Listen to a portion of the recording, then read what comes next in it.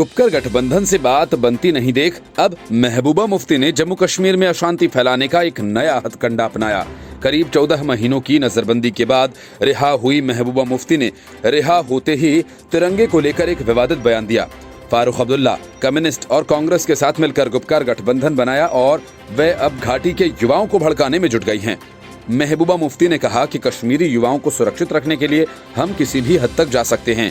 पहले जो कानून बनाए गए थे उनके लिए जनता से सलाह ली गई थी और वे जनता को सहूलियत देने वाले कानून थे, लेकिन अब जो कानून कश्मीरियों पर थोपे जा रहे हैं उनसे लोगों को दिक्कतों का सामना करना पड़ रहा है और हम इसे कतई बर्दाश्त नहीं करेंगे।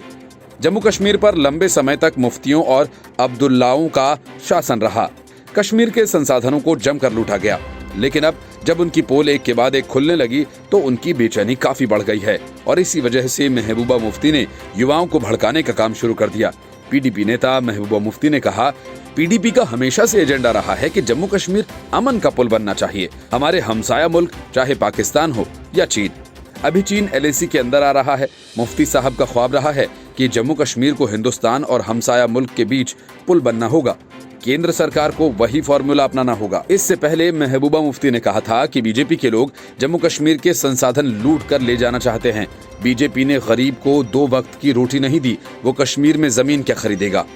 दिल्ली में रोज एक फरमान जारी होता है, अगर आपके पास इतनी ताकत है तो चीन को निकालो जिसने लद्दाख की जमीन खाई है।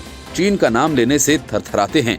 पीडीपी की युवा इकाई की ओर से आयोजित कार्यक्रम के बाद महबूबा ने कहा कि हमने अपना जीवन जिया, अब हमें युवाओं को उनके बच्चों के बारे में सोचना होगा। हमारे युवाओं के भविष्य की रक्षा के लिए हम किसी भी हद तक जा सकते हैं।